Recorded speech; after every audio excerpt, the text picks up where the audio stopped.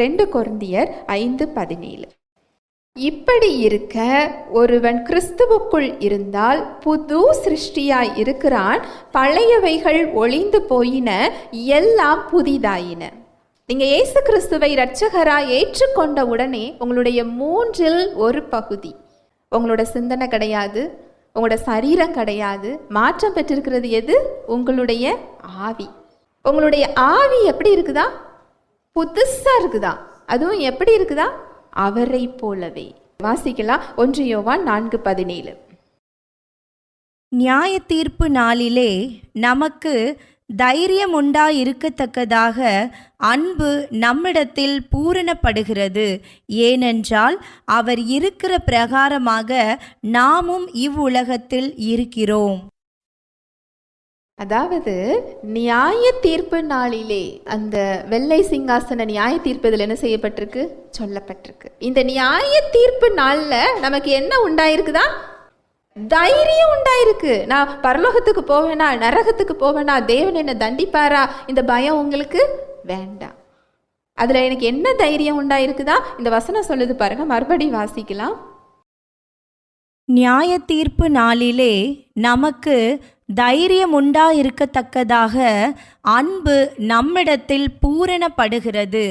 ஏனென்றால் அவர் இருக்கிற பிரகாரமாக நாமும் இவ்வுலகத்தில் இருக்கிறோம். ஏனென்றால் அவர் யாரு? ஆண்டவராகிய இயேசு கிறிஸ்து. அவர் இருக்கிற பிரகாரமாக நாமும் பரலோகத்தில் இருப்போம்னு போட்டிருக்கா. அவர் இருக்கிற பிரகாரமாக நாமும் இவ்வுலகத்தில் யாரை போல இருக்கிறோமா? இயேசு கிறிஸ்துவை போல. இதுல என்ன பிரச்சனை அப்படின்னா, நம்ம சிந்தனைகளை பார்க்கும்போது இயேசு கிறிஸ்துவோட சிந்தனை மாதிரி என் சிந்தனை இல்லையே. இப்படி பாவ சிந்தனை வராதே, கோபம் வராதே, வைராக்கியம் இருக்காதே, விரோதம் இருக்காதே, கசப்பு இருக்காதே, என்கிட்ட எல்லாமே வருதே.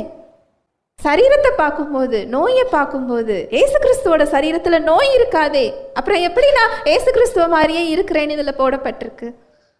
அதுதான் 2 கொரிந்தியர் 5:17 மறுபடி வாசிக்கலாம்.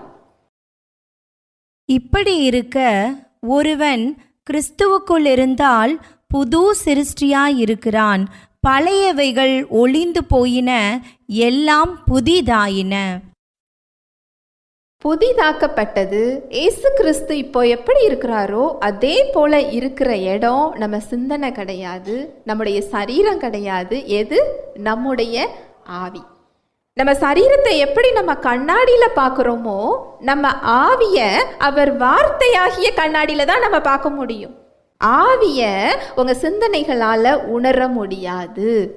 ஆவிய நீங்க தொட்டு பார்க்க என்ன செய்ய முடியாது? முடியாது. அதனாலதான் தேவனை நம்ம கண்ணால் என்ன செய்ய முடியல? பார்க்க முடியல. தேவன் எப்படி இருக்கிறாரு? ஆவியாய் இருக்கிறார். ஆனா இந்த ஆவி எப்படி இருக்கும் அப்படிங்கிறத அவருடைய வார்த்தையாகிய ஆவிக்குரிய கண்ணாடியினால நான் என்ன செய்ய முடியும்? பார்க்க முடியும். அந்த ஆவிக்குரிய கண்ணாடி நம்ம ஆவியை எப்படி காமிக்குது அப்படின்னா, நம்ம இயேசு கிறிஸ்து எப்படி இருக்கிறாரோ இப்போ அதே போல நம்ம ஆவி என்ன செய்தா இருக்கிறது.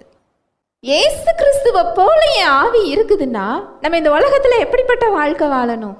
இயேசு கிறிஸ்து எப்படிப்பட்ட வாழ்வை இந்த உலகத்துல வாழ்ந்தார்? நோயை பார்த்து பயந்து ஓடினாரா? இல்ல, அவரை பார்த்து நோய் என்ன செஞ்சது? பயந்து ஓடியது. கட்டுகள், குறைவுகள் அதெல்லாம் விலகி ஓடுது, குறைவுகள் நிறைவாகுது. புயல் இறையாதே அமைதலாயிருன்னா அது என்ன செஞ்சது? அமைதியாச்சு. ஆளுகின்ற அதிகாரத்தோடு அவர் என்ன செஞ்சார்? இந்த உலகத்துல இருந்தார். அன்பை கொடுக்கிறவராக. அதுவும் எப்படிப்பட்ட அன்பா? சிலுவையில் அறைந்தவர்களையும் அவர் என்ன செஞ்சாரா? பிதாவே இவர்களுக்கு இதை மன்னியும். சிலுவையில் அறைந்தவர்களுக்காகவும் அவர் அங்க ரத்தம் சிந்தி இருக்கிறார். அந்த அன்பும் நமக்குள்ள என்ன செய்யப்பட்டிருக்கு? ஊற்றப்பட்டிருக்கு. அவருடைய சமாதானம், அவருடைய வாழ்வு, தேவனோட வாழ்வுல குறை கிடையாது. தேவனுடைய வாழ்வுல பாவம் கிடையாது, கட்டுகள் கிடையாது. சாத்தானால அந்த கட்டுகளுக்குள்ள நம்மளை என்ன செய்ய முடியாது? வைக்க முடியாது.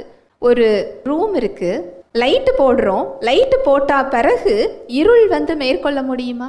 இருளோட கேரக்டர் என்ன? வெளிச்சத்தோட கேரக்டர் என்ன? வெளிச்சம் இருளை என்ன செஞ்சிடும்? மேற்கொன்றும். இருள் வெளிச்சத்தை என்ன செய்ய முடியாது? மேற்கொள்ள முடியாது. தேவன் ஒளியாக இருக்கிறார். ஹல்லேலூயா. Praise the Lord.